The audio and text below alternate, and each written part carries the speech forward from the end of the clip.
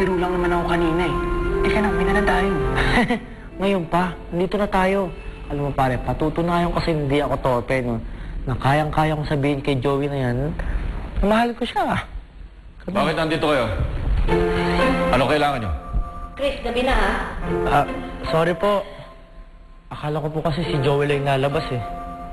Ano bang ginagawa mo dito? Nakakahiya ka. Meron sana akong gustong sabihin sa'yo eh. Oh, I want to hear this.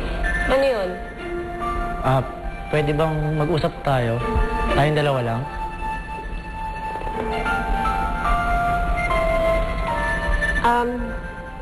Sabihin mo na ngayon, sa harap ng mga pamilya ko.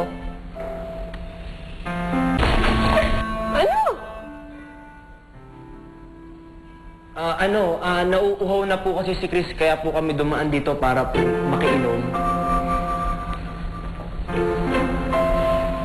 Sige, sandali. Magpapakuha ako ng inumin, ha? Ay, wag na po. Sige po. Salamat na lang po. Sisibat na po kami. Tara, Paolo. Hindi pala torpe ah. Tungaw. Ikaw kayo magpupusarap ng pamilya niya, ha? Tara na. Balo.